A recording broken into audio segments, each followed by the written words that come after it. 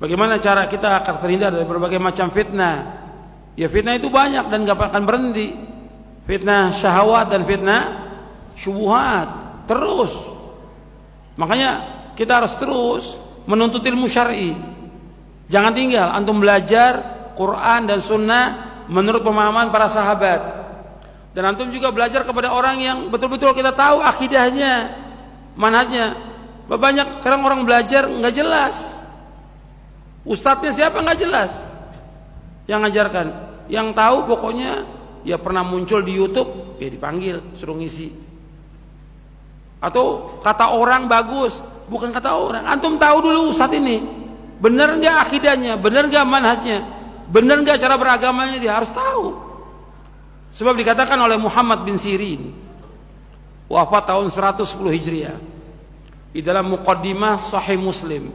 Kalau antum punya Sahih Muslim, di muqaddimahnya ada Imam Ibn Sirin mengatakan, inna hadzal ilma dinun fanzuru amman ta'khuduna dinakum. Ilmu ini agama, bukan main-main. Ilmu ini agama. Kamu lihat kepada siapa kamu belajar, kepada siapa kamu menuntut ilmu, harus jelas. Jangan sembarangan orang. Nanti apa? Yang terkena apa? Syubhat. Kalau sudah kena syubhat, sesat.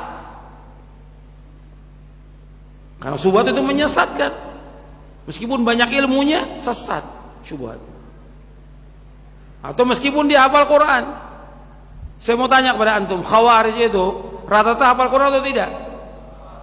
Khawarij, tapi nggak melewati tenggorokan mereka.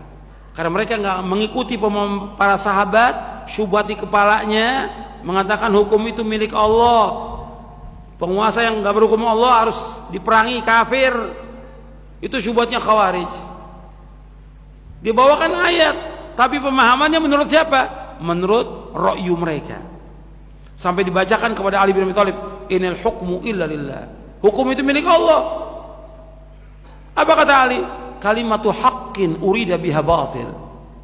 Kalimat yang itu benar, ayat Allah, tapi dia inginkan kebatilan. Makanya hati-hati antum belajar. Jadi untuk menepis fitnah-fitnah syubhat syahwat, antum belajar kepada orang yang berilmu, menguasai Quran, menguasai sunnah. Antum tahu dia cara beragamanya, antum tahu akhlaknya, antum belajar baru.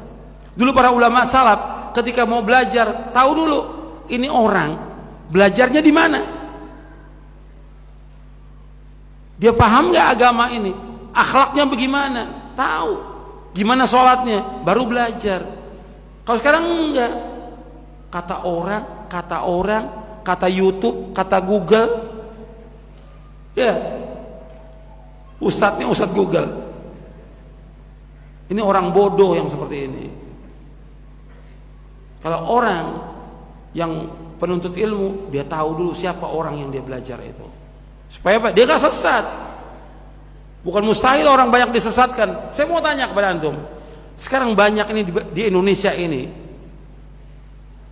antum jawab dengan jujur.